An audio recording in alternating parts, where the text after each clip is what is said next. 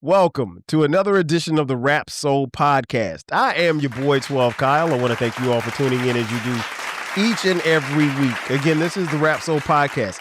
This is the place where we have an intersection of conversation about artists from the 80s, the 90s, and the 2000s when it comes to rap, soul, hip-hop, and R&B. Simply put, folks, this is the best music podcast that you have never heard until right now. Again, I want to thank you all for tuning in as you do each and every week.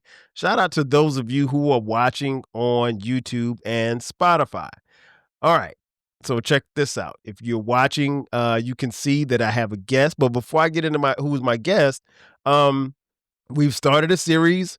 We're gonna hit a couple of cities and talk about the music and the culture songs that come from those particular cities, or the movements that are in those cities. And if you're gonna talk hip hop, you gotta talk about New York City, the place where it was born. Not born in Queens, but born in in the Boogie Down Bronx. Shout out to Cool Herc. Thank you, sir. And as I mentioned before, I have a guest. Well, she's really not a guest. We go back like fat crayons in car seats. My homegirl Krishna is back in the building. Krishna, what up? Hey everybody, I'm back. Back in the building. What's cracking? Not a lot. Not a lot. I'm on vacation, so Cool. I'm very excited about not working for the May.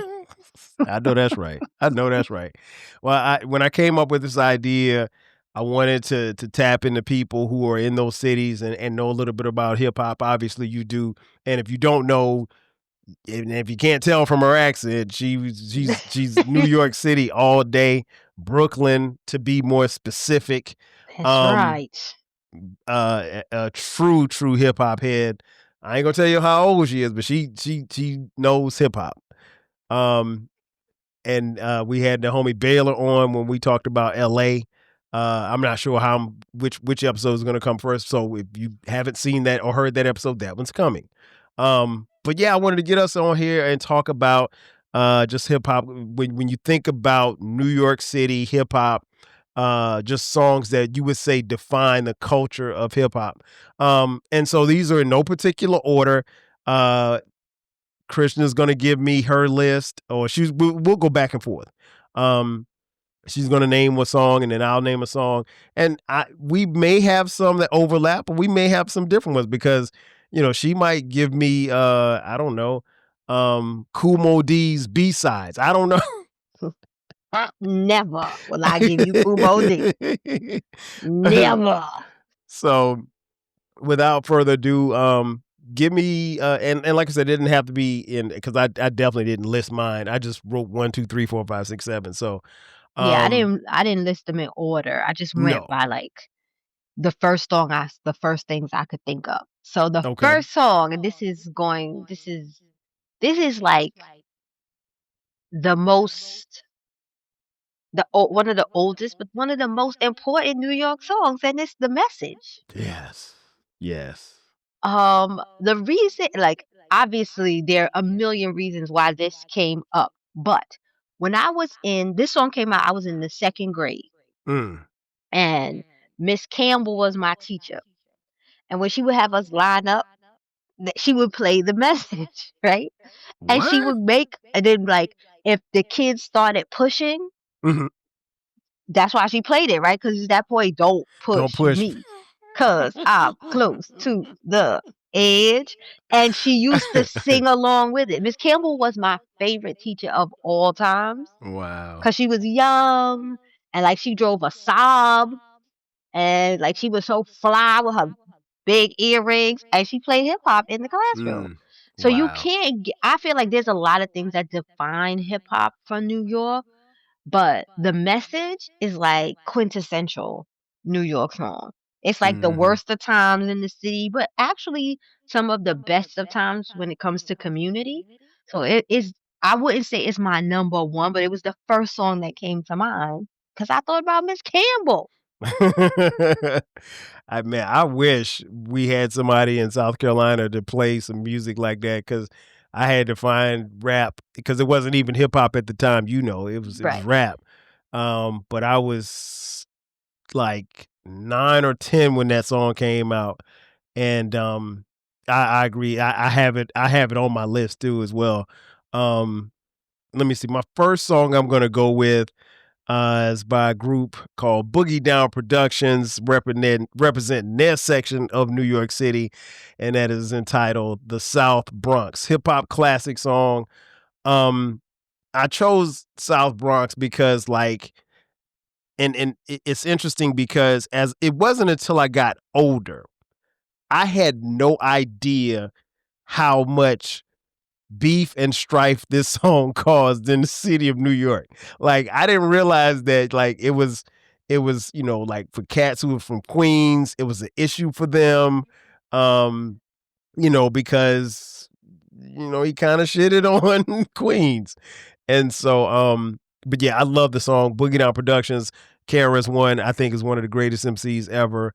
But yeah, I had to put that on my list, the South Bronx with BDP.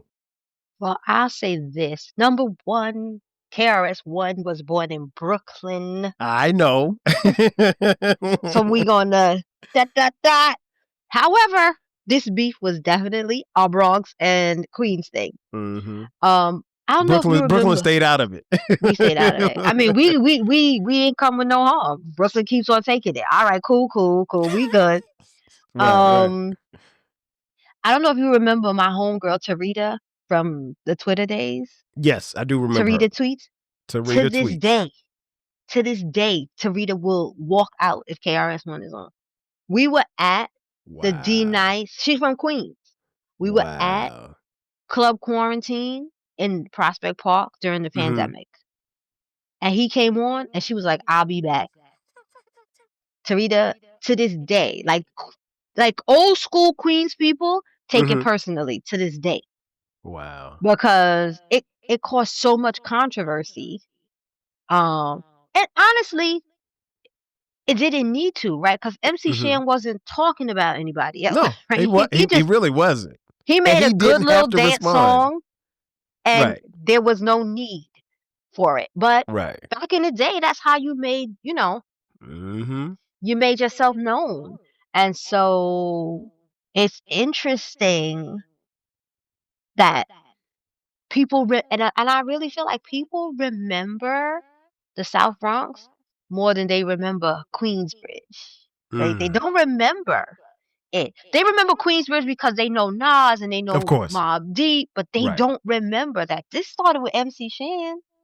So yeah, I had KRS-One as an honorable mention on my list. So I'm glad you added him and not me. Okay. All right. What you got at number 2? Okay.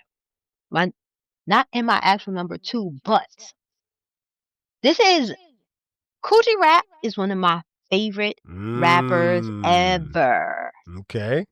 Me and my sister used to sing Fast Cars like we wrote that song, right? But I didn't take that song. I took Streets of New York. Streets of New York, okay. Streets of New York is the grimiest, grittiest, lyrically superior song. And Coogee Rap don't get enough love. He just doesn't get enough love from hip hop fans. I feel like they do Coogee Rap the way they do female artists. And he deserves, just like the female artists, he deserves to be on everything, in everything. Definitely. We saw him last summer. They did the symphony. Okay. And the regulars, blah, blah, blah, because Big Daddy Kane was performing. So Big Daddy Kane, da, da, da. And then he came out. And when I tell you Lincoln Center was like, people were jumping up and people down. Love G-Rap, man. I love me some G-Rap. Like, I remember stealing my sister's cassette. My older sister, stealing it and be like, I don't know where it's at. Right? She's gonna hear this. I also stole her Public Enemy cassette. As you she should knows have. that one. So I just feel like Streets of New York is quintessential, like a grimy Rico level hip hop. And Coogee Rap deserves all the respect. All of it. Agreed. Much love to the cool gangster of rap, Cool G Rap. My number two song that I have, and again, they're not in any particular order. I'm gonna try my best not to pick something that she's picked. But I'm sure this is one's on your list. Now you said grimy, probably one of the grimiest quintessential New York albums ever made was 1995's the infamous Mobb Deep. So I gotta go with Shook One's Part 2. Mm-hmm. When that beat comes on, like all I can envision is like you want to do something. Like you and I was in college when this came out. So and having gone to school with a lot of cats from New York, like you just felt the energy from that song. Like I've never robbed anybody, but if you heard Shook One's Part 2, you might want to rob somebody or beat somebody up.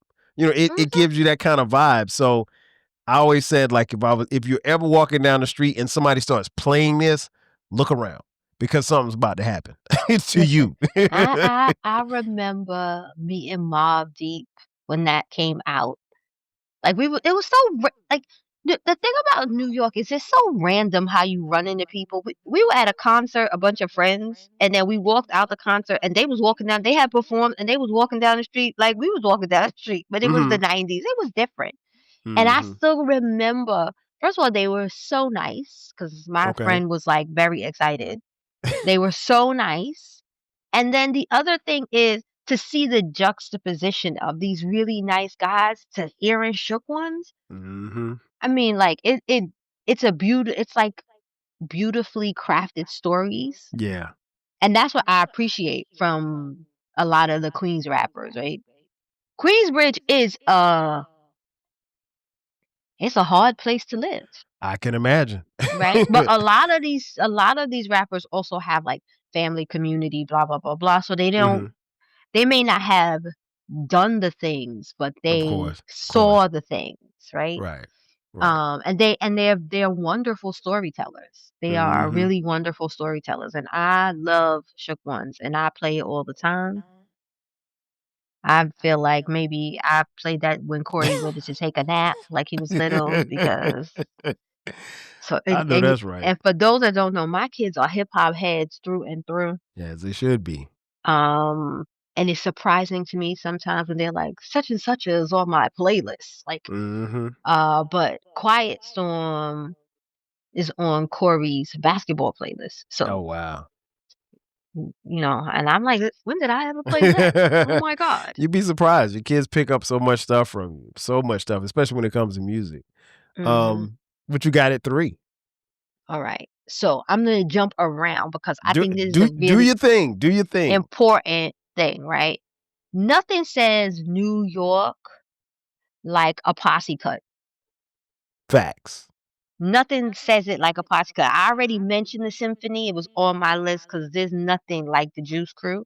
But I'm gonna give this is a 2 and a 2A, right? Okay. Flavor in Your Ear remix and the Quiet Creeper. Heavy D's Don't Curse. Those are such amazing posse cuts, and people always forget about Don't Curse. Love Don't Curse. I love Heavy D. Heavy D is one of my Me too. favorites. When Heavy D died, I was in bed for like 2 days. I was like, no. Listen, I've done an episode here on Heavy D. Heavy D was the first person I ever saw perform, and he performed in my high school when I was in Florence, South Carolina. And so he's always been and at that particular time he only had one song, Mr. Big Stuff. Mr. Big Stuff. But I was locked in. I was a fan ever since. But no, so you're using both of those. Flavor in Your Ear, Don't Curse, man. Don't Curse. Oh my God. I feel like my choice is Don't Curse, but I feel like if you don't recognize posse cuts, yeah, posse cuts definitely. You don't really get a whole New York feel because the thing about posse cuts is nobody's from the same borough, same part of the borough. Like if we talk about Don't Curse, you got Heavy D, right? He's from Westchester. Yep, money earned in Mount Vernon. Right, you got Pete Rock, you got Cool G Rap, you got Grand Poobah, you got Kane, and you got CL Smooth. And it's also the intros on them. Like I was listening to it earlier because I like to refresh, right? Right. And it's the like Heavy D toes, and he introduces Pete Rock, and then Pete Rock says something that Coogee Rap comes on, and when Coogee Rap comes on, he kind of like bursts on the scene Mm-hmm. every time he's on something. But it's also like Coogee Rap is at the end of his rap, and at the end of his verse, and you hear it's like Grand Pooba's on the rock, Grand Pooba, Mm-hmm. so he's coming in. It's such an amazing production Mm-hmm. in terms of like a posse cut, and the premise of you could say whatever you want but don't curse. Not Yep. a rapper Don't today could curse. do this. No. Nobody from Jay-Z to I don't know who these new rappers are. None of them could ever. None of No. I think Nas could, but none of these other rappers could ever. They could never. And so I feel like when you talk about New York hip hop, you got to talk about posse cuts, because it was a time where people actually worked together, Mm-hmm. and those things gave you like I told you, like Live at the Barbecue, the symphony. Listen, those things come on and people are hype. Man, So listen. You make a great point about posse cuts because the thing I want to convey to people, particularly people who weren't around in the 80s and 90s, is that like posse cuts weren't always a thing. Like because here's the thing, you didn't necessarily want to perform with anybody outside of your crew, so that mhm, really didn't become a thing. So if you listen to a lot of stuff in the 80s to late 80s, early 90s, you didn't see a lot of posse cuts because nobody was going to perform with anybody outside of their crew. And then, then you started probably toward the mid 90s, you started getting guest features and stuff like that. But guest features weren't a thing. If you had a posse cut, it was like a scenario where everybody was affiliated in the same crew. right. It was Yeah, like the I native love, tongues. right, right. I love Don't Curse though. That is a Yeah. great pick. That is a Because great Don't pick. Curse was just like this, I don't know, it was like this beautiful stew of Mm-hmm. rappers. And Yes. you knew Heavy D to be so clean. And then you Exactly. knew Coogee Rap to be so rough.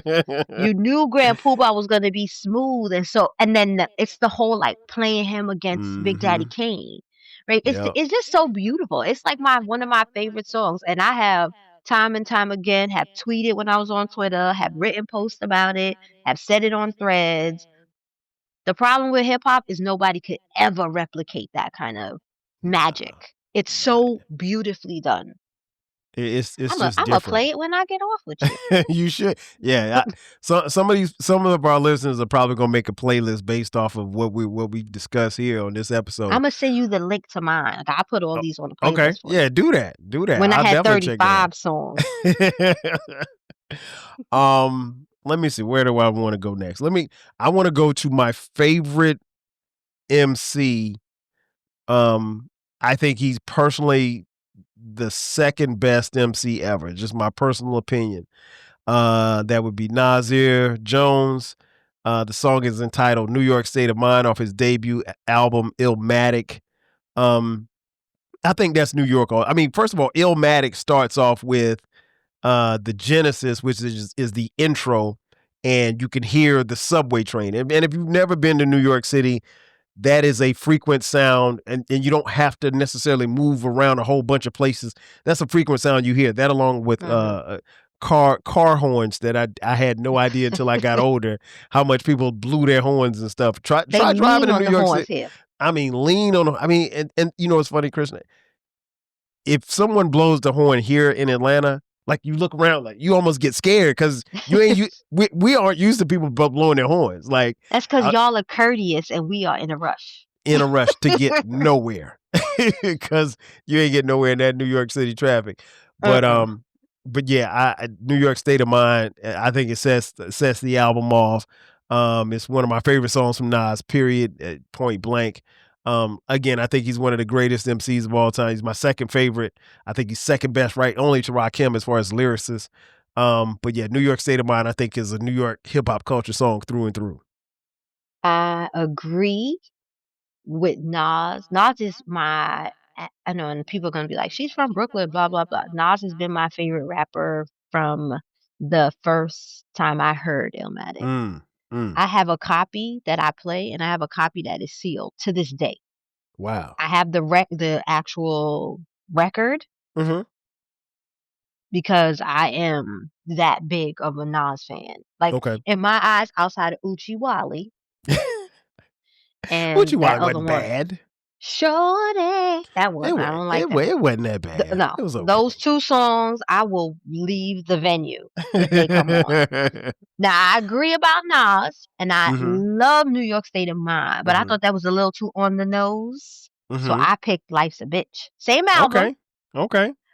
What I love about Life's a Bitch is AZ's verse, top Yes. tier, and it's a Brooklyn Queens mix, right? Indeed. Did Indeed. and again, the same thing I said about Coogee Rap, I will die on this hill. People don't pay AZ the respect he deserves. This man is a lyricist like no other. Yeah. Forget about the beats. You could drop all the beats on an AZ record and it still be killing it. Mm-hmm. Still. So I'm gonna go with Life's a Bitch. Okay. But always love for Nas. Always. Yeah. I Shout was out just to arguing with people on threads about this latest album. I was like, y'all are corny, your ears don't work. I love the album. I love it. Me too. I haven't stopped playing it, and I probably won't stop playing it. Awesome. Shout out to my boy Eclectic. He's a huge AZ fan. Yeah, I agree with you. That song is incredible. I mean, like that is quintessential '90s New York hip hop. Um, my next one, my number 4. Again, these are in no particular order. I'm gonna take it to your section. I'm taking it to Brownsville. Dun, dun, dun, dun. I knew you had it on your list. Ante Up by the Mash Out Posse, aka MOP. Listen, public service announcement. Don't listen to Annie Up before you go to work. No. You should only listen to Annie Up if you're in a stable place. If you're at the gym.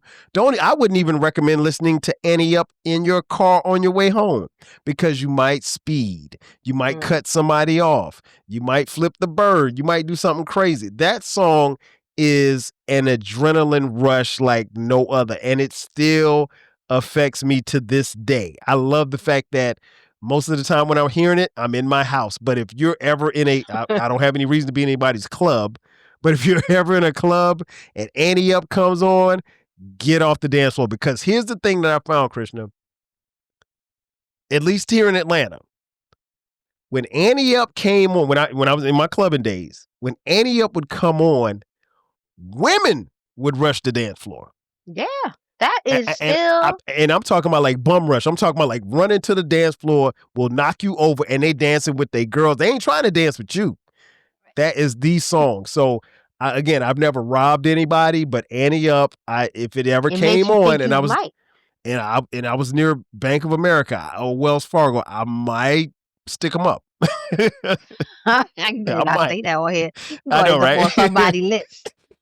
Right. So Annie Up was obviously on my list because nobody reps Brownsville like MOP. Nobody. Right. This is a funny story. So growing up in Brownsville, my husband is friends with them. Okay. And Corey recently was talking about the song and how he likes the remix. Mm-hmm. And I enjoy the remix, but there's nothing like the original. Because of that one verse, Brownsville, home of the brave, right? And he was talking about it. He was like, and I love when he says Brownsville, home of the brave. And Black Child. My husband is very nonchalant about things, so he just was like, oh, those are my homeboys. And Corey Mounts.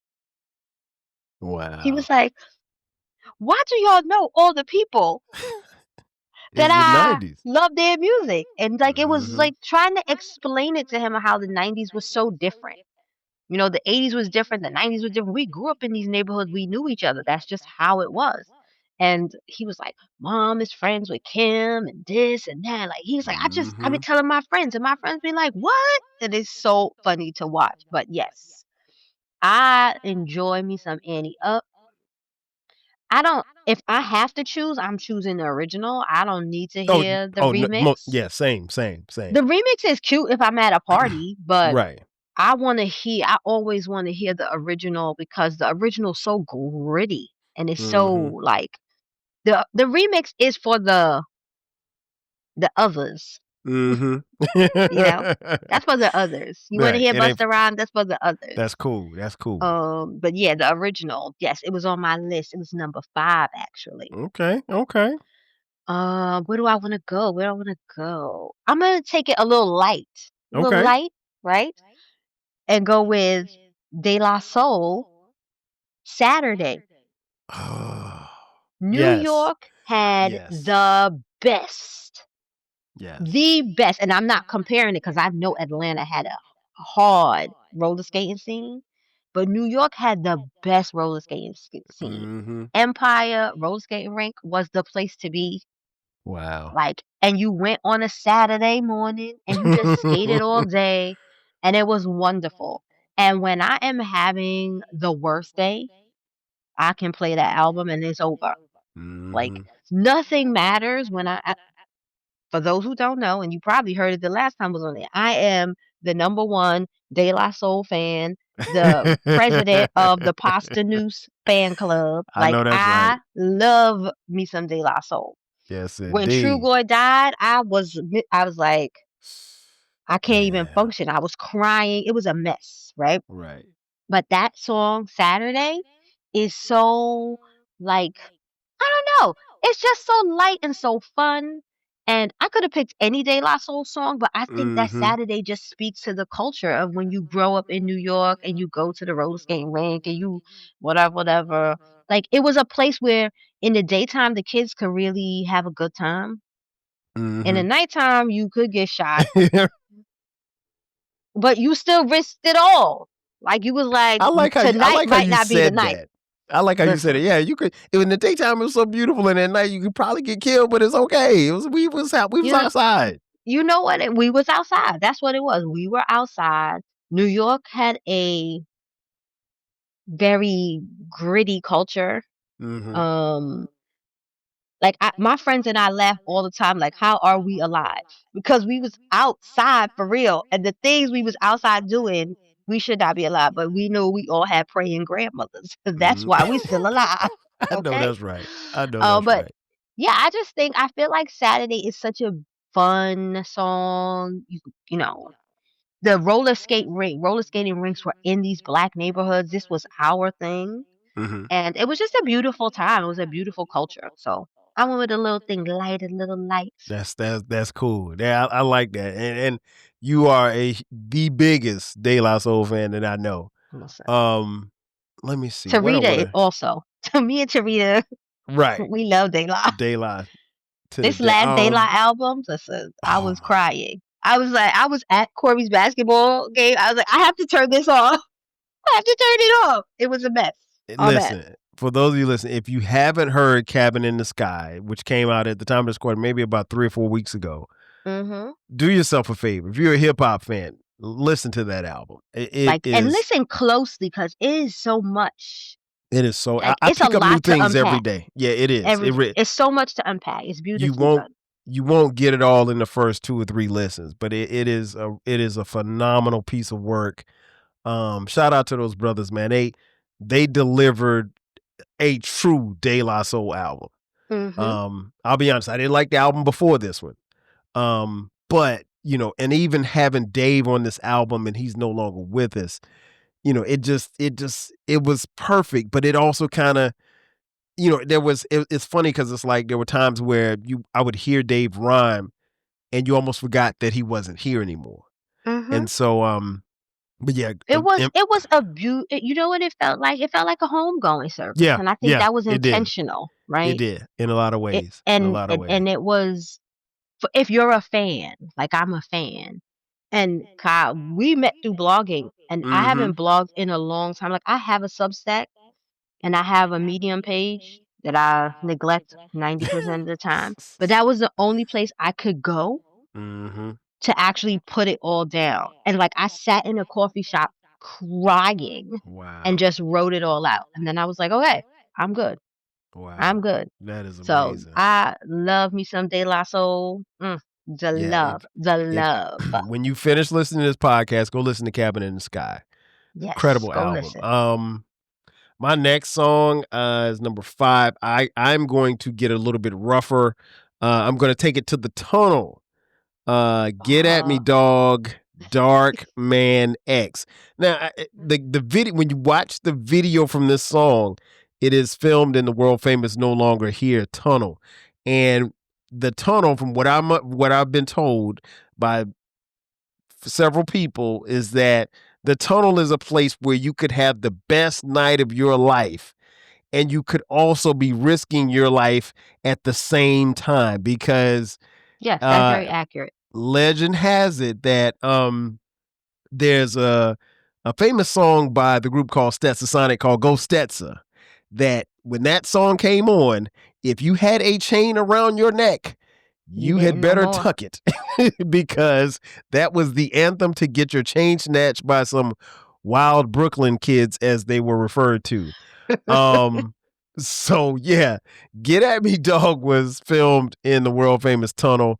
I miss DMX, man. DMX is he was troubled, but he had a heart, man. And I just, he was one of those people that you just, at least for me, I just rooted for DMX. I always did. I just, even especially when you knew that he had issues, and it seemed to me like, particularly like those last couple of years, he seemed to be coming around the curve. And he just couldn't kick it, man. But I think, like, if anybody asks it, when people start talking about the verses, maybe not the best verses, but my favorite verses was DMX and Snoop. I mean, like, you got a chance to see DMX in his element, and just really, and I remember they were talking, and it was just off the cuff. When DMX is like, he's like, man, Snoop, you stand next to me, you real thin. I'm fat as hell. We look like the number 10. I was like, oh my gosh. I was like, this is hilarious. But that's what I loved about DMX. So DMX is on my list, obviously. Okay. Again, people listening to this, I'm a huge hip hop fan, and so I'm not a stan type of fan. I'm just a lover of the music. Same. And DMX, I always rooted for him. I love DMX. There's not an album DMX has ever done that I'm like, that's trash, like some other people. But I picked Stop Being Greedy. That's my favorite song. Like, I don't know what it is about such a dainty little princess from Brownsville, but I love a song that made me want to shoot it up. Who is this dainty little princess from Brownsville? Me, Kyle. Me. What is wrong with you? Don't mislead the people. So Stop Being Greedy is like one of my favorite songs. And I reference it all the time because I have like a piece of cake, and then my husband would be like, let me have a piece. And I'll go, you've been eating long enough. Now stop being greedy. He's like, what is wrong with you? Just so the people know, I troll my husband with music on a regular basis. As you should. It snowed here on Sunday, Saturday into Sunday. But it was like a little flakes of snow on Saturday when we were coming back from basketball. And I was like, it's probably not going to stick. It's 45 degrees outside, blah, blah, blah. I woke up on Sunday morning. He was standing in the window. So I go, did it keep snowing? And he goes, I don't even want to tell you, because you're going to be dramatic. I don't feel like your winter drama sliding down the wall. So I'm like, did it snow? He was like, I'm not telling you. So I get up, I look, and I go, Alexa, play Blackberry Molasses. He was like, wow. He was like, here we go. And so I sang that whole first verse, woke up Sunday morning, had a little bad news today. He was like, why are you like this? I was like, I don't know. Why not? It was 6 a.m. too. This is like early in the morning on a Sunday. Yeah, you bugging like, now. You bugging. He was like, can you just be normal for a second? I'm like, I don't know. But I wanna like piggyback on the tunnel story, right? Okay, go ahead. Because when that Stetsasonic song played, Stetsasonic is on my list. Okay. Wow. Because Stetsasonic is from Brooklyn. That's right, Brooklyn. Okay. And the best Stetsasonic song, if you don't know, is Sally. we never understood why they didn't like the way that Sally walked. Because she was from Brooklyn. She was from Brooklyn. She had her own money. She was fly. They ain't like the way Sally walked. And if you were a hater, you probably called Sally a skeezer. Back in the day. Back in the day, but Sally was doing her own thing, and I just think that is one of the most powerful songs ever. I like that. This is so funny. I did a video for my T is the name company, and I was like, it was summer, so I had on like a tank top, and I had a scar horn, like to keep, because I was packing food, so I had my hair packed like pushed away, and I had on gloves, and I was putting stuff in a bag, these little bags, and I looped Sally over it while I was doing it, and my homeboy was like, Krishna, I just want you to know you look like you could be in the Carter. And I was like, in the Carter. Oh my God. But I was like, why are you like this, guy? My friends are hilarious. And that's why I'm the way I am. But Sally is it's a slept on New York song. Because everybody knows all the other like Stetson Sonic songs. Of course. Sally is a perfect song about a girl in Brooklyn and like what you not gonna do. Like Sally wasn't here for your nonsense. She was like, I got my own money. I don't need you. Yeah, I don't need you. You know? And if you're from New York, you can picture it. Like her walking down Clinton, da da da da da. You can see it. You can picture it. So it's a good New York song. Okay. So you gave 2. You gave DMX Stop Being Greedy and Sally by Stetson Sonic. So that's 6 and 7. Okay, I'll give you 6 and 7 for me. Let me see which way I want. Oh. I love this song the first time I heard it. And I didn't know anything about this group or anything. I just heard it and I was like, yo, who is this? And how do you come up with the song? Wu-Tang Clan ain't nothing to fuck with. That was like some of the most New York shit I'd ever heard. Like, just that's the name of your song. And the chorus, for those of you who don't know, kids, if you want beef, then bring the ruckus. Wu-Tang Clan ain't nothing to fuck with. that was it. They didn't have to say they're very anymore. similar in terms of artists, because I picked Protect Your Neck. Oh, Protect Your Neck was a banger. I still love that to this day. That song reminds me of like the first time I heard Wu-Tang. So yeah, if Wu-Tang Clan ain't nothing to fuck with, and then you mentioned a little earlier like a Posse cut. I got another Posse cut. It just reminds me of New York. EPMD Headbanger with Redman and K Solo. Oh my God, that joint. It just like when I think about that, all I think about is like being in college, Tim's, bubble coats, hoodies, jeans. I mean, we were definitely influenced by our New York cousins that came down south to South Carolina State University and that's how they dressed. And some of what they wore influenced us. And there was a little clash between the brothers from the South and the brothers from the North, but I'll talk about that on another episode. But yeah, it was Headbanger and Wu-Tang Clan ain't nothing to fuck with. Yeah, both of those were like smokers to me as far as New York hip hop culture. Yeah, I mean, I feel like Crew Cuts, though, it's just so New York. It's so grimy. I tell you, the only reason I didn't put Redman on my list is because he's from New Jersey. And I love Redman, but Redman's from New Jersey. So I was like, I can't really put him on. Right. But I guess I could if I put it with Method Man. I was like, and he's got songs with Meth, so yeah. If I did Rockwell, that probably would be a good one. Right. But I was like, oh, he is from New Jersey. I love him, but he's from New Jersey. Red's my dude. That's my dude. That's my dude. All right, so you up at number 8 now. All right. I'm gonna go with another Brooklyn badass. Uh-oh. The queen of the stacked haircuts from Flatbush, MC Light, paper thin. First of all, if you listen to Paper Thin, If you are from New York, and all New Yorkers say this, we don't have no accent. We don't have no accent. We don't have no accent. If you listen to Paper Thin, you know what a Brooklyn accent sounds like, because when Light says, "When you say you love me," it is Brooklyn, right? Right. But also the video's filmed in the train, right? It She was. literally gets out of It her was. Audi and takes the subway. And takes the And subway. nobody's doing that. But she gets all out of her car, her Audi, and goes on the train. And the whole video is filmed on the train. And like you said, there's nothing more New York than being on the subway, right? Being on the train.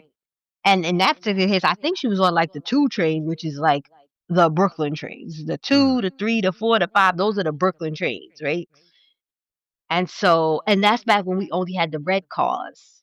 It wasn't the fancy cars you see when you come to New York, all silver and dirty, but like silver Very, and very dirty. the newer trains are not that dirty, but I'm just saying they also don't have no seats. But how you got trains don't have no seats where everybody stand up? it's it's so much more standing room. It looks like the Japanese train. They're Japanese trains, so there's seating, but it's very limited. Gotcha. And the cars, you can just walk through them now. Like, it's so crazy. But that's when we only had the red car trains, and so people used to graffiti all over them. It's nothing more New York and more Brooklyn and Paper Thin. Every time I think about the New York subway, I think about that time when I came to New York City and we hung out. And I just remember, I think I told you this, but I was headed back to the Bronx to my boy Juan's crib after hanging out with Shell all night. And I just remember being on the train and I'm on my phone and I'm texting, and it's like, and I don't even know why I'm doing this, because I'm texting and it's literally, my phone is on like 7%. So I got to take the train all the way to the last stop in the Bronx. And I remember 2 dudes that was they were in the same car as me. And I heard one of them say, "Oh, he ain't from around here." I was like, oh shit. I was like, when I get off this train, I got to just keep walking. I got to keep. Listen, the Because I Bronx know I stood out like a sore thumb. So I wasn't dressed like them. And I didn't talk. So it wasn't like as soon as I started talking, they would have known I wasn't from there.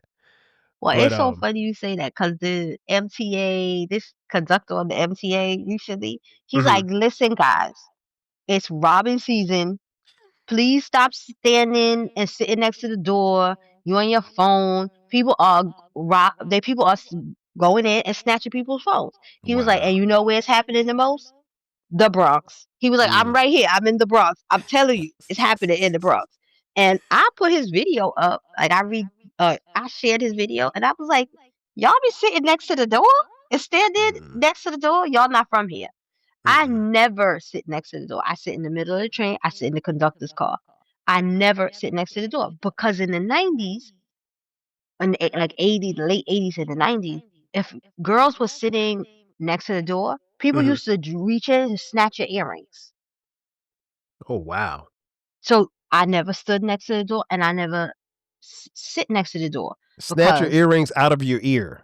Out your ear, like you be saying they go. Sheesh. And then there's a whole lot of girls who are my age, who their earlobe is split, because it's so violent to rip out, because they're trying to get it before the doors close. Right. And also, people used to get sliced in the face like that. So I never stand next to the door. And I was like, people standing next to the door, this how I know New York is crazy. Because ain't no way. When I started teaching CJ how to take the train by himself uptown, I was like, bro, don't stand next to the door. Yeah, don't stand next to the door. Yeah. And he was like, but I want to lean on the door. You also want to die? No. Yeah, because you don't know what's on the other side of that door waiting on you. Sometimes the doors be open and people be falling. People will rob you. I was like, don't do that. Don't do that. Don't do it. Shout out to the New York City subway system. You went old school. I'm going to go old school too as well. Old school, my guys, the greatest rap group of all time, Run DMC, Peter Piper. I think that's a New York hip hop culture song. I mean, everybody knows the sample that they use, and any DJ worth his or her weight in gold will cut that up. But yeah, Run DMC was the reason why I fell in love with hip hop in the first place. So there's no way I could do a list without putting Run DMC on it. I'm gonna stay old school. I'm gonna go with Okay. your number one rapper. Okay. And I'm gonna go with Know the Ledge. Oh, yes. Because if I had to pick my favorite Rakim song of all times, it would be Mahogany. But Yes. that's not a New York cut. It's just a fantastic song. Yeah, it's a beautiful song. But if you wanna hear New York hip hop at its finest, The Ledge is New York at its finest. I agree. Next up, this is number 9 for me. I'm gonna go. This one's hip hop heads will know this one. Next Level. The nighttime remix, Showbiz and AG. When that would come on, when I was at South Carolina State University, everybody would hit the dance floor. I love this. I love the beat. And if you don't know it, folks, you've heard it remember 8 Mile. That's when they were playing it at the battle at the end. Yeah. So that joint, it still goes to this day. I love, and Showbiz and AG, I thought were slept on too, because like they made some bangers too. But yeah, I think that's a New York sound right there for hip hop culture. Showbiz and AG, Next Level, the nighttime remix, produced by DJ Premier. And see, that's where you get the best, right? Premier did the best work. Yes. I'm sure if we really went through our list together, 90% of it is Premier. Probably. Like if we really sat down and wrote them all out, and was like, who produced this? Who produced this? Who produced this? We'd be like, oh, that's why. You know, because he is like New York's most fantastic producer. And I've loved Showbiz and AG back in the day. Oh man, I loved them. See? Let's see where I want to go. I want to keep it lights. No, I'm gonna keep it party. I'm gonna keep it a party song. Okay. If I say this all the time, if you don't do the dance when the Lost Boys say, "This is to my." The Lex Coupe, the Beavers in the band. I don't trust you. I can't trust you. If you don't do the dance, I can't trust you. So I'm going to go with the Lost Boys. Because that song, first of all, if we talk about the video, they just out in the hood. With everybody. Bubble Coats, Tim, Beef and Broccoli Tims. The video is mad ashy. Now, why is the video ashy? Go back and look at the video, right? It's like nobody had discovered filters. They just went outside with the camera. Oh, yeah. They put it together. Ashy looking, right? They was like, everybody be in the courtyard at 5 p.m. We're going to film this video before the sun goes down, right? But it is such a vibe to this day. To this day when you hear it. And if you don't do the dance, I don't trust you. And I will down that hill. If I don't see your hands moving and you going down to the ground, I can't trust you. I can't trust you. I agree 1,000%. I saw what was it a year ago? Mr. Cheeks at the concert, and he had the guys on stage and they were doing it. They were all doing it as soon as the song came on. Let me see. Was it number 10? I'm surprised we haven't mentioned him yet. King of New York, Christopher Latour Wallace, Who Shot You? When that beat comes on, man, I mean Biggie just rides the beat. And listen, folks, this song was not made about Tupac, so y'all let that go. I don't know why. It was made about LL Cool J. but you know how it goes. Like now, there's a generation, and don't get me wrong, I really appreciate the younger generation who is coming back and getting to know the music that we came up on in the 80s and the 90s. But you can't rewrite history. Like you can't. Instead of write the story you want. That's why I don't listen. I've been laughing on threads because this woman that I follow, she's like a year or so younger than me, and she's like, I don't argue with people who was born after 1995 about hip hop. Yeah, you can't. Because what we arguing about? You weren't there. You weren't there. And I said to her the other day, I was like, I'm not arguing with you if you were born in the 90s, because you was home. Yeah. I don't argue with Similac children. Y'all was on bottles. I was outside. So there's a thing. That's a thing for me. But and I see how people are trying to connect Who Shot You to everything, and I'm like, it doesn't make a lot of sense for y'all to do this, because people have already come out and said he wrote that song. He was mad at LL Cool J. He was, and like, how you mad at LL Cool J? But he was mad at LL Cool J. You know, so right. Y'all can't write the narrative that you want, because then what happens? Yeah, it don't work like that. It just don't. Because we know Hit 'Em Up was about Big. We know exactly. And so it is what it is. But no, you can't rewrite history. That's just what it is. But yeah, that song, I think that's quintessential New York hip hop culture. Any day, all day. You know why I think it is? And I did not pick Who Shot Ya, because I try to stay away from Hit 'Em Up and Who Shot Ya conversations, because I was here and I remember how the club scene changed and everything got really dangerous. So I try to stay away from them. I picked Everyday Struggle for Big. Okay. But what I was gonna say is, you know why that song is so very New York? Because beef is very New York. The beefs in New York are legendary beefs. LL Cool J and Kool Moe Dee. Pick one. Jay-Z and Nas. Yeah. Jay-Z and Nas changed the way we look at beefs because of how it went down, right? Facts. Pac and Big. These are New York beefs are a big deal. Like, nobody, you could say Jay-Z's not your favorite rapper. You don't like Jay-Z, but I bet you remember what Jay-Z did on Summer Stage.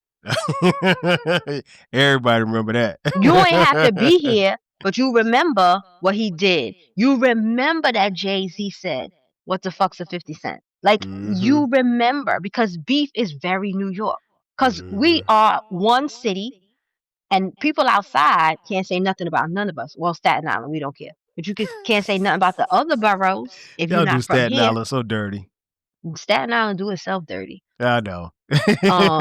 But you can't say, like, if you're an outsider, you can't say New York is dirty. You can't. We will fight you as like Voltron.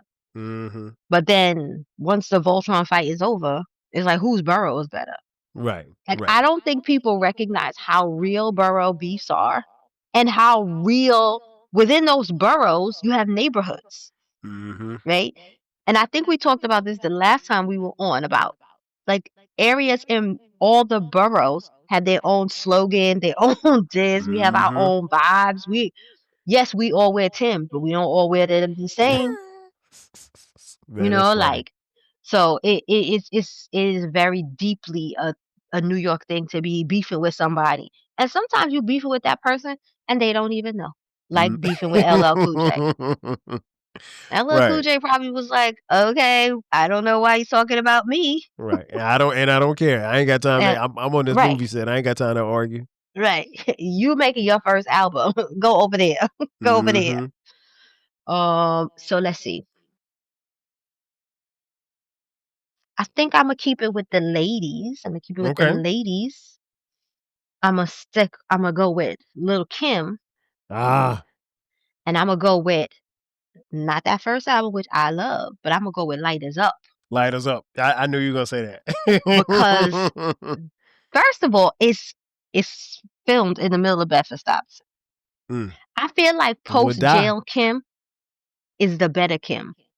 Like, I love the first album. There's nothing better than that first album, because that first album you can listen to it from beginning to end, but you can also tell that Big was very much the influence there, right? Of course. Yeah. But post jail Kim is the Kim I went to school with.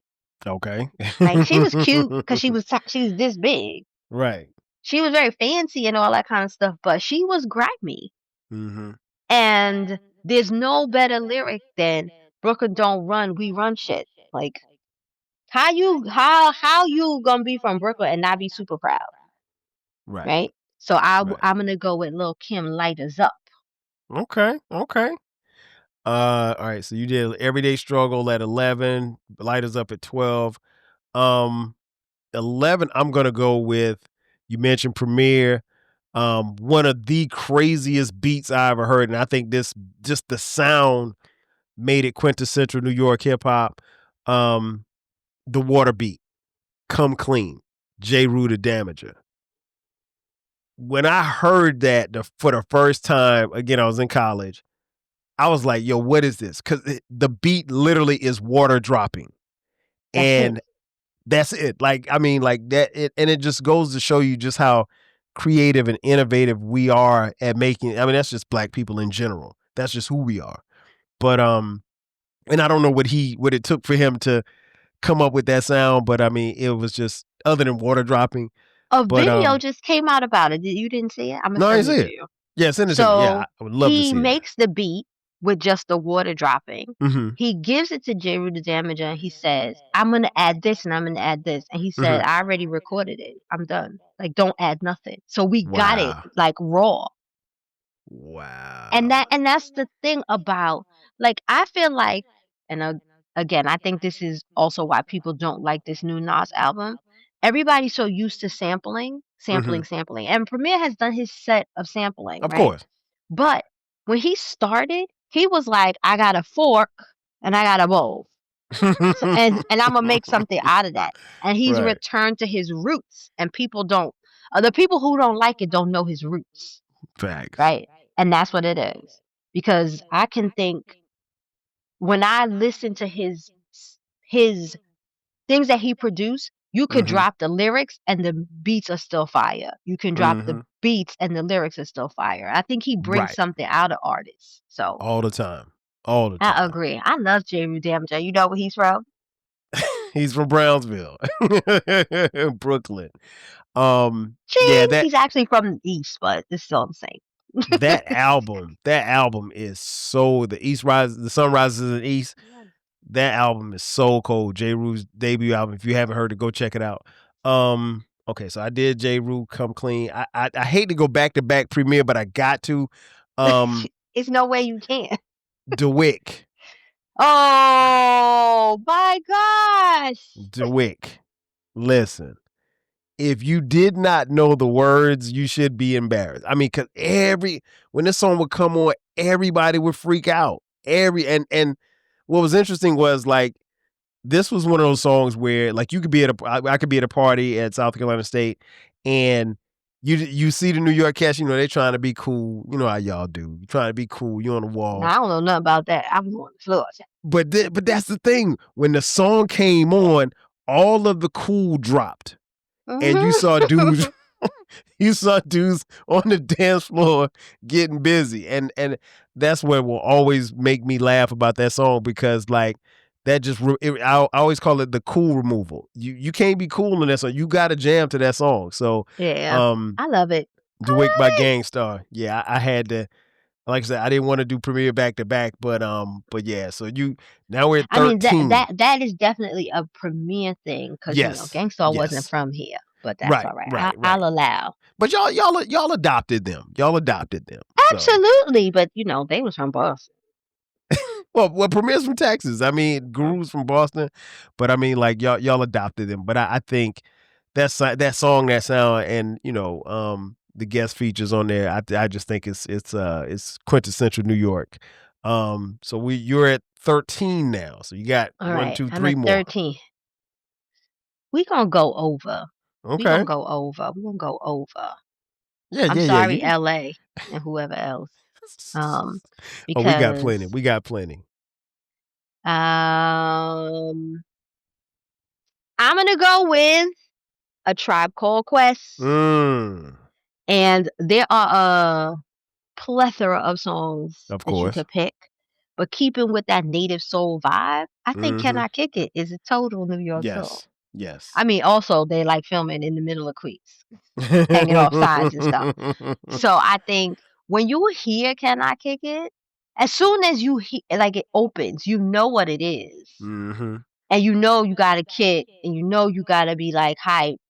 Mm-hmm. And I just think it's some of the best. Like,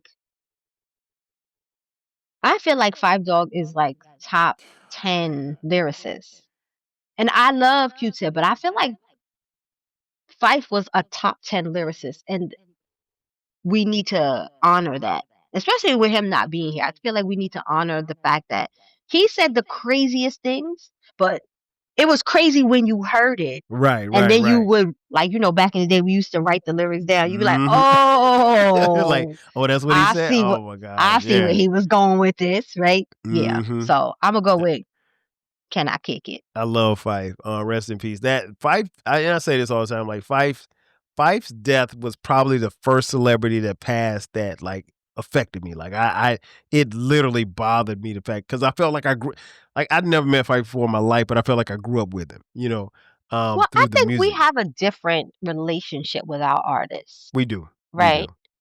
But like, to your point, the first time you saw Heavy D, you was in he came and performed at your high school. These Mm-hmm. artists don't do stuff like that, No. right? There's no connection between them and their community, Mm-mm. So we have a different relationship. Like, I lived in the same neighborhood as some of these artists and some of their dancers and some of this, and I went to school with them, and Black Mm-hmm. went to school with some. We were friends. Mm-hmm. So when even if you only knew them in passing, they came to your high school, they did a concert. Like, my sister and I were laughing. We saw Grand Poobah. She came down from New York to Virginia, and we saw Grand Poobah at Virginia State. Okay. Not Virginia State, I'm sorry, Virginia Tech. And the tickets were like $10, right? Wow.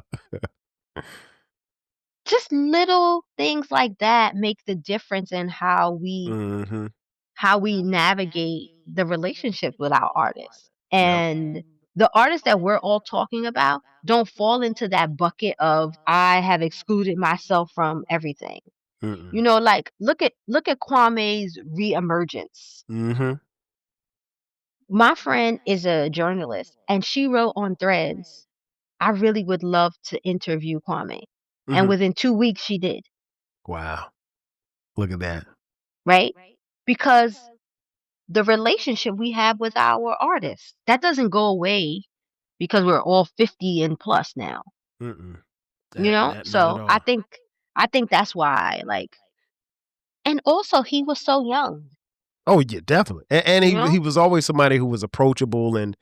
knowledgeable and made good music and was just seen to be, at least from afar, a very genuine person. So I think that goes a long way too.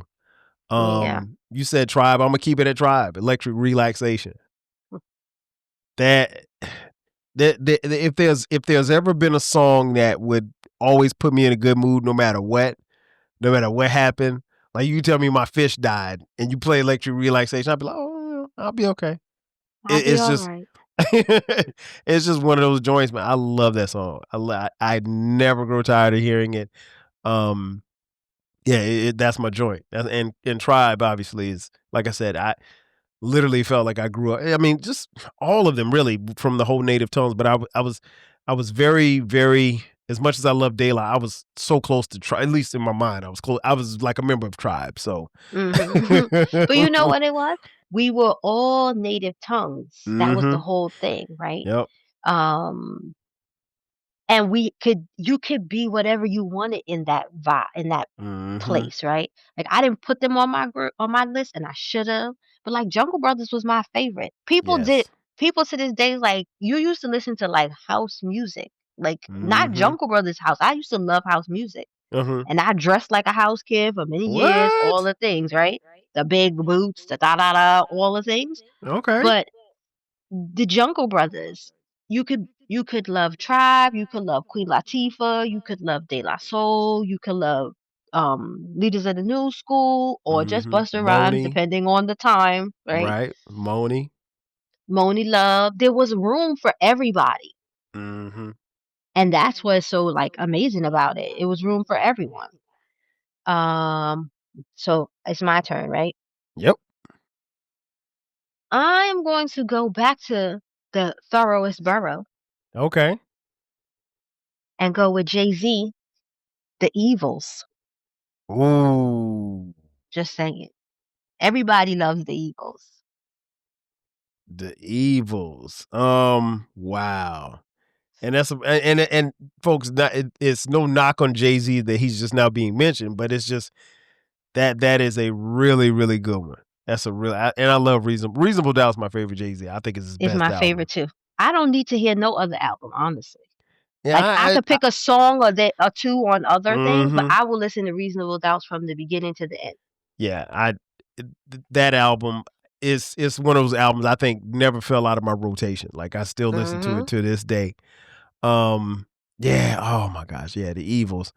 Let me see what else I got here that I haven't. I'm gonna try to pick something that you haven't. Oh, you know what? I think this is it's not a favorite of mine. I think it's a quintessential New York song, but they played it way too much, but I get why they did. Deja Vu, Uptown Baby, Peter Guns, Lord Tariq. Yeah. I think that guess. Look how she looking. She like, I guess. I think that's a New York song. I think that's a New York. Like I said, it's not a New York song because of location. Uptown Baby. Uptown Baby. It's down, baby, for the crown, baby. But I feel about Uptown Baby the way I feel about Empire State of Mind. No, thank you. I never want to hear either one of them. That might be controversial to some people, but as a New Yorker, if I never hear those songs again, I'm cool. That song got a lot of airplay. Empire State of Mind by Jay-Z and Alicia Keys. It did make my list. Every time I hear it, I'm like, it's the concrete jungle where dreams are made of. There's nothing you can't do. I'd rather just hear Frank Sinatra and not hear him.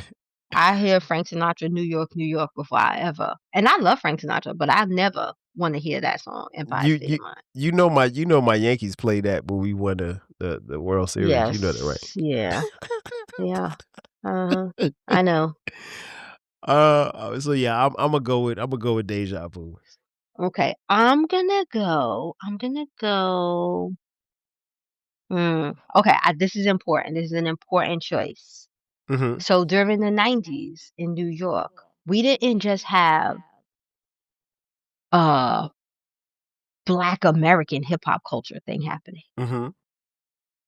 It became a clash of culture, right? Okay.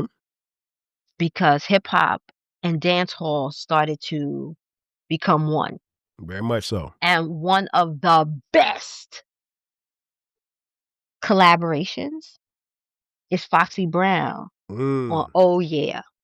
Yes. Oh Yeah is such a Brooklyn meets Jamaica, not Jamaica Queens, Jamaica song. And I was on a different podcast talking about that particular album, the whole album. And for me, that album is very disjointed. Which album was it on? What's the name of that album? It wasn't on I knew you was gonna ask me that, and I didn't write it down. It is on Broken Silence. That's the one. Broken Silence. Okay. Right. I don't think Broken Silence is a very disjointed album. But this song is amazing.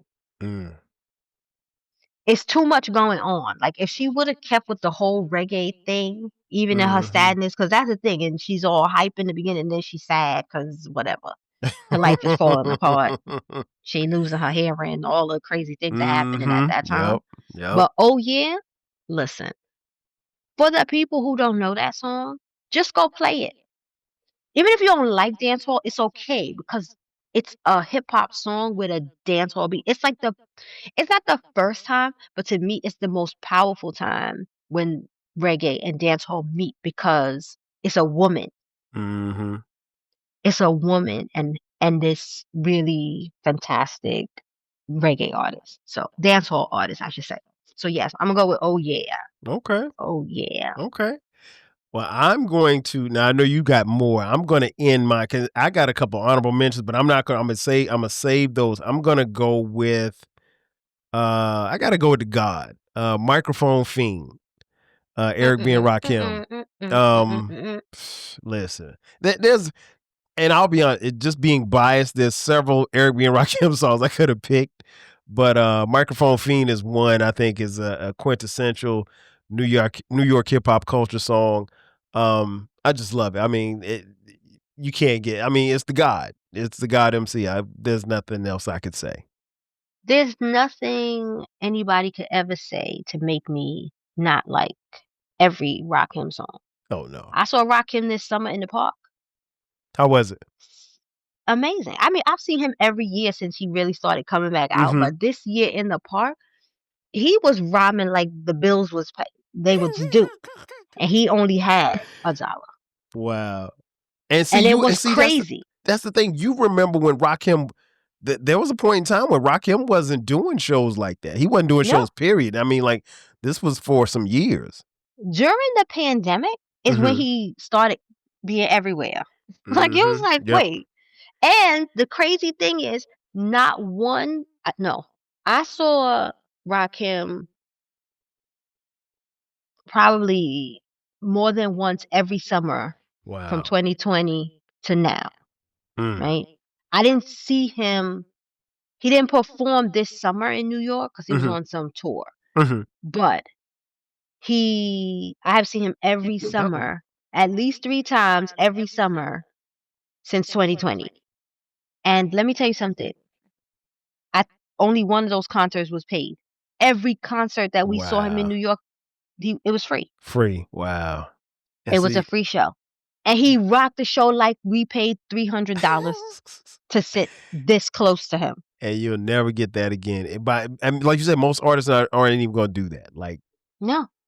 And it's, I think, like, I don't mind paying for concert tickets. Same. I think that the amount of money that we pay for concert tickets is outrageous at this point. Of course. Because, like, I was cleaning out my basement.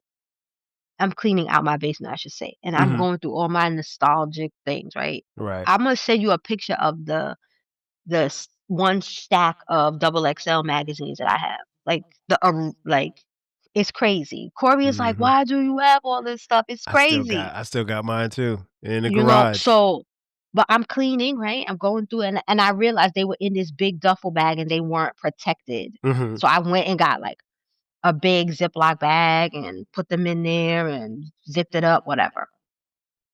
But as I'm going through all this stuff, I find the first ticket when I saw Outkast. So for those who are listening, I saw Outkast 5 times in 1 year. Wow. Like, it was giving groupie, but I was there. Clearly, because those are my boys, and I ain't never seen them 5 times. I was just up and down the East Coast, like crazy time, right? I had no kids, so I had money. There you go. And the ticket was, I was at Madison Square Garden, in the garden, right? Not in the little theater on the side. In the garden. In the garden. 4th row in the center. The ticket was $100. Wow. Good old days. If Outkast for some reason decided to come back together, I would be paying thousands of dollars. Thousands. And I still would be up here in the garden. Right? So. And that's just off the fees. That's just off the fees, right? So, and I think it's so nice that we could go see the artists that we love and we don't pay a whole lot of money for it, or they're free. But also sometimes you pay a little bit more. When we went to see D Nice Club Quarantine, I think those tickets were like, the first time we went were like $30. Okay, that's but good. It was in the park. And then I think the next time, like when he was at Lincoln Center, and those tickets got a little more expensive, but they were never more than like $300. Okay. And basically $300 at Lincoln Center, you sitting on the stage, like it's right there. Okay. So yeah, I think it's nice to see them, and I took Corey to see Raekwon, and that was free in the park. Like, it's nice. It's nice. That's the one thing I'll tell anybody. If you're gonna visit New York, the summer's the time. Yes. Cause The city's expensive, but there's lots of free stuff to do. Tons of free stuff. I was in the city this summer, and I can sum up my trip. And don't get me wrong, I was only there for a couple hours in the city, but it was just. Oh, I remember. I was like, "What you mean you flying back now?" Listen. I know I remember we were headed back. We were going to a museum in the city, and was the Natural Museum of Arts or some history or something like that, with all the artifacts and all stuff like that. We were leaving, headed back to Jersey, and I could see the George Washington Bridge. I could see it. It was right in my vision. And I checked the GPS, and the GPS said GWB, George Washington Bridge, 1.5 miles away. And I could see it. I mean, like I could see it like it was right in front of my face. And at the bottom of the GPS, it said 35 minutes. It was going to take me 35 minutes to go 1.5 miles. I was like, no way ever. And this is coming from a guy who grew up wanting to live, or at least thought I was going to have a job, an office job in Midtown Manhattan, and I was going to have a condo on Park Avenue. That was the dream when I was 7. I didn't realize how expensive that dream was going to be. So if you look at my senior book in high school, I said I was going to live in New York City. It never happened. Like you said, once I got kids, there was, I'd have to. Listen, the crazy thing about it is, if you're from New York, you know how to not. Like, New Yorkers know how to live big on a budget. Right? Because, like, I go to concerts, people are like, oh, like people who don't live here, they're like, oh my God, da da da. They see my stories. I'm like, yo, that was a free show. So I didn't pay nobody for that. I just went to the park. Can't beat that. You can't beat that. And we don't drive nowhere here. Like, I get on the railroad and I get on the subway. But you come from New Jersey, and you have family. That's different. If you weren't with your family, you would have just took the train in, the metro train in. Facts. All right. Ready? I got. Let me see. I got. Okay, my last one was did I get my last one? Yeah, you gave your last one. Okay, yeah, microphone fiend. Okay. All right, so the rest is on you. The rest is on you. No, I'm gonna respect the numbers here. I'm gonna give you my last song, and I have some honorable mentions. Okay. We can do honorable mentions, right? Yeah, sure. So, my very last song. People, is The Lox. Now, Money, Power, Respect. I know that's what y'all was thinking. That's what I was thinking. It's Wild Out. There is nothing more New York than Wild Out. Fact. Not only because the lyrics to that song are crazy, but it was when they joined Rough Riders. And DMX was like, right there. Y'all not excited that the Lox is Rough Riders now? Wild Out. And to this day, the same way you said about Annie Up, I'm not going to be on the dance floor if Wild Out comes out. Yeah. Because usually I have on heels now. Back in the day, that's different. Heels, right. I'm going to go over there. Right. You got to. Because it's just a song. I mean, if I'm feeling saucy, I might take my shoes off and then I'll be in the mix. But I'm just saying, it is a New York song through and through. I know everybody loves Money, Power, Respect. Of course. It's a great song. But nothing says New York like Wild Out. All the motorcycles and then doing pumping wheelies and if you come to New York in the summer, this is how you know it's summer in New York. The motorcycles are out. It don't matter where you live in New York. You can live in the boroughs. You can live on Long Island. You can live in Jersey, which is Jersey, but you can live if you in the tri-state area. The minute you hear, right, you know it's summer. You know. Somebody is out here popping a wheelie. Somebody is on them 4 thingy ones. That's illegal here that Eric Adams was saying he was going to snatch them all off the street. Right. That's how that's the official hood start of New York. The official New York starts when we hear Mr. Softy. But the hood, you know, them bikes are out. When the bike's out, that's how you know. Summertime. Okay. That's how you know. What you got for your honorable mentions? Okay. Honorable mentions. You want me to give them all? Yeah, Or you just give want to them go all. one for one? Give Okay. them all. I have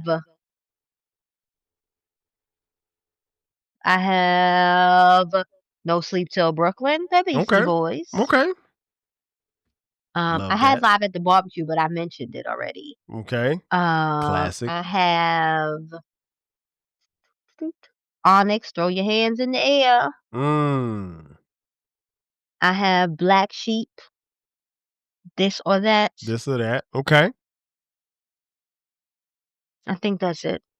I Okay. can't tell from my list because I had to rearrange it so much. I know, right? Rearrange. Um. Oh, I had Diggable Planets with Birth of Slick. Yes. Cool like Because that. even though they're not from here, that That's song still. they met here. They met in Brooklyn, and that song was recorded here. That was my other one. Still. What do I have for honorable mention? New York. Ja Rule featuring Jadakiss and Fat Joe. I Just like don't that. need the Fat Joe verse. And no, I don't really think. Well, I had this down, but I took it off. I had leaned back on it, but I took it off. Yeah, take that off. I love Remy's Oh verse my though. God, we ain't say pun. Gotta have pun in the honorable mentions. Yeah, you I'm gotta just have saying. pun. Any pun joint. Rest in peace to Big Pun. And I'll probably end it off where I started. The Bridge is Over, BDP. I started off with South Bronx. You got to end where you start. And All the Bridge is Over. controversy about the bridge is over. I mean, This one was a bully. All Shan had to do was ignore him, and we would have never known who Chris Parker was. I mean, and it's funny because if you look at it, if you think about it in the context of 2025, you'd have said KRS-One was clout chasing. He was clout chasing. He was hating on the great MC Shan, but Shan responded. KRS-One responded, and history kind of wrote itself. Yeah. I mean, listen, beef is New York. Yeah, I mean, it is New what it Yorkers is. like beef. We love to be arguing with people. Yeah, y'all argue. Y'all do that. It's like, you you ain't said gonna win. what? Y'all ain't gonna win. Nah. You're not gonna win a bunch of arguments with New Yorkers. That's for sure. I mean, people try.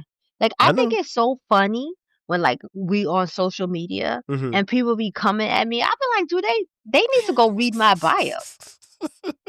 I need to put in my bio, professional arguer from Brooklyn. From Brooklyn.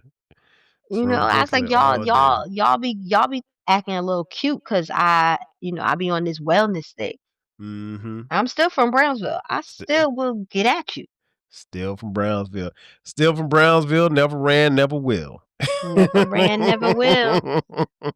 I might run right now because I need to go to bed. I know. Y'all know it's past my bedtime. Well, we're going to wrap this thing up. I would be remiss before we get out of here. I would be remiss if I did not dedicate this episode to our good friend who recently passed away, our boy Jeff Gambles.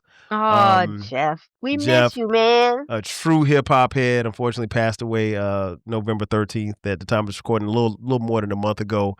Had some health issues over the years, but he fought through it. Great friend, great father, great husband. I never met his wife Tracy, but we exchanged emails here recently, and just offer my support to her and his daughter Avery. And he's definitely gonna be missed. And I know he's listening to this episode, and he probably had a few choice words about some of our choices, especially about the South Bronx. Yeah. So, and I think Jeff was one of the people that told me like, yo, that was real. Like that was a real beef between Queens and Brooklyn. Like, I mean, Queens and the Bronx. I mean, so definitely. And I don't think people say this enough. Queens has not actually recovered from it. You don't think so? Queens rappers. Look, Queens has some of the best rappers. Mm-hmm. LL Cool J, of course. Run DMC, Nas. the list goes on and on. Nas, Mobb Deep, blah blah blah blah. Queens always had to fight harder. I can see that. They had to be 10 times better than whoever they were talking about because people always went back to The Bridge Is Over. Not realizing that was about this teeny little tiny part of Queens, right? It wasn't about Queens. It was about this teeny tiny little project in the middle of Queens. Right. Right?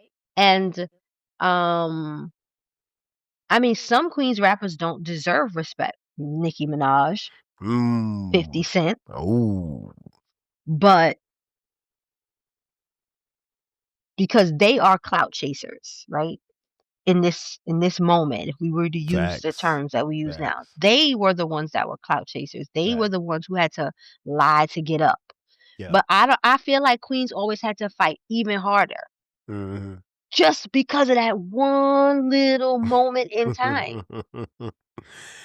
Hey, listen, that's and that what sucks. it is. Yeah, I mean, because some of the greatest are from there. Yeah, Run DMC. I mean, it's the list goes on and on.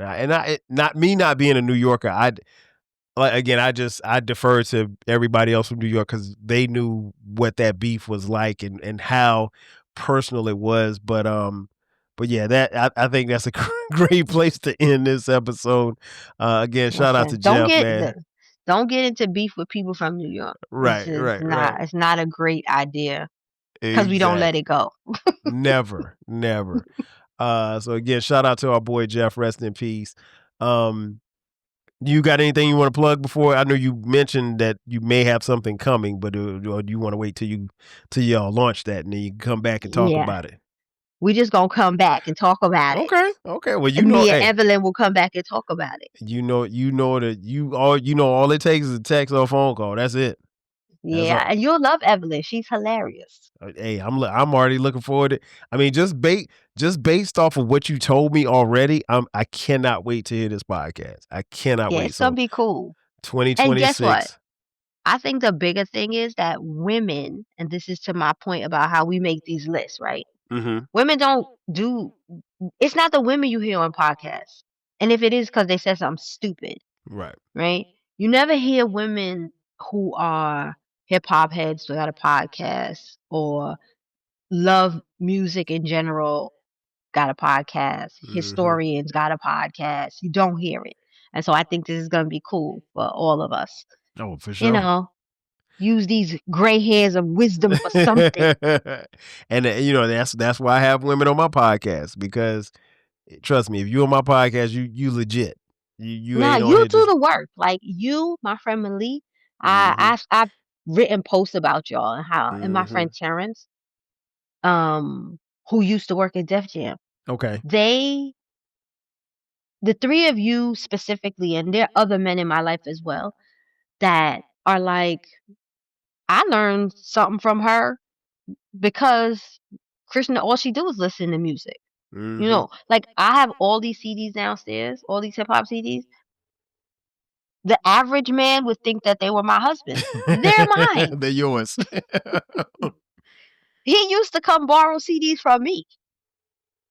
Ain't nothing wrong with that. Me and my sister introduced him to the Wu-Tang Clan. He was like, I don't like them. That's what he said. Yeah, he had to get himself right. No, and then he stole my mixtape. Of course. And then that was it. And the rest is history. Now he the Wu-Tang fan, sir. For sure. Well, ladies and gentlemen, that's going to do it for us. Thanks again for checking out this edition of the Rap Soul Podcast. I am your boy 12 Kyle. Again, I want to thank you all for tuning in as you do each and every week. Please like, share, subscribe to this episode. We have a YouTube channel. It's called Rap Soul Podcast. Also, don't forget about the sister station, the 12 Kyle Podcast, where we drop new episodes every week as well. Again, that's going to do it for us. So for my girl Krishna, I am your boy 12 Kyle. We will catch you guys next time. 5,000.